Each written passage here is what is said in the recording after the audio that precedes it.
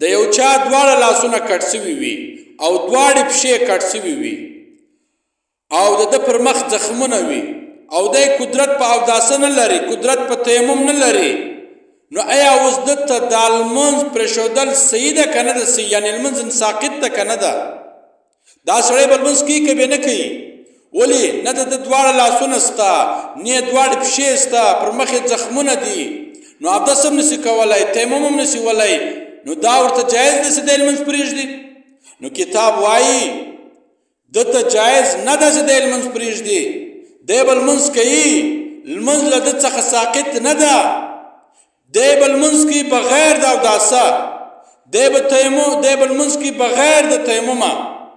ده دپاره اعاده د لمانځه نسته، راګرځول د لمانځه نسته، بس لمونځ به کوي. که د ده لاسونه نه وي، پښې نه وي، پر مخ یې زخم وي، بیا به هم دا سړي ته جایز نه ده چې دی لمونځ پرېږدي، بیا به هم دا سړی لمونځ کوي. نو ای زما وروره، ای عزتمنده، زما او ستا لاسونه روغ دي، پښې مې روغې دي، مخ مې روغ ده، نو بیا زما او تا ته به څنګه اجازه وي چې ما او تا لمونځونه نه کوو؟ چې هغه کټ سوي لاسو والا ته چې د هغه چا پښې په دا بیخ کې پرې وي او لاسونه یې په دا بیخ کې کټ سوي وي، بیا به هم دی وایي لمونځ کوي،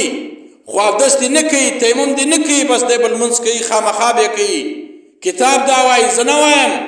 نو ما او تا ته خو الله روغ صحت را کړی ده، زما او ستا لاسونه روغ دي، زما او ستا پښې روغې دي، نو ما او تا ته به څنګه دا جایز وي چې ما او تا لمونځ پرېږدو او لمونځ نه کوو؟ دا کتاب نفع المفتی صفحه نمبر 14 کې لیکلی دی، الاستبصار، سوال سوی ده، من قطعت يداه ورجلاه ولو وجهه جراحة لا يقدر على وضوء ولا على التيمم هل تسقط عن صلاة؟ الاستبشار جواب وای لا تسقط بل يصلى، لا تسقط بل يصلي بلا وضوء ولا تيمم ولا إعادة عليه وهو الأصح كذا في در المختار. نو دا فرمایي وای که د یو چا لاسونه دواړه کټ سوي وي، پښې دواړه کټ سوي، پر مخ یې زخم وي، بیا به هم دسه لمونځ ساقط نه ده، بیا به هم دی لمونځ کوي بغیر د اوداسه، بغیر د تیممه، او دا صحیح خبره ده. دغه رقم په در مختار صفحه نمبر 80 جلد اول،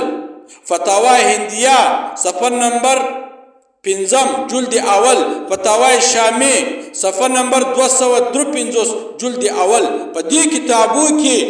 داسې راغلی دي چې دته اجازه نسته چې دی لمونځ پرېږدي، بیا هم که د ده دواړه لاسونه په دا بیخ کې کټ سوي وي، بیا که هم د ده دواړه پښې په دا بیخ کې کټ سوي وي، بیا هم د ده مخ زخمي وي، په مخ یې دانې وي، خو بیا به هم دی لمونځ کوي، اودس دې نه کوي، تیمم دې نه وایي، خو دی به بیا هم لمونځ کوي. زما او تا دپاره افسوس خبره ده، ما او تا ته الله روغ صحت را کړی ده، لاسونه مې روغ رمټ دي، پښې مې روغ رمټې دي، بیا هم ما او تا نه اودس کوو نه لمونځ کوو. باید ما او تا هېڅکله هم لمونځ پرې نه ږدو. دا فرض عین ده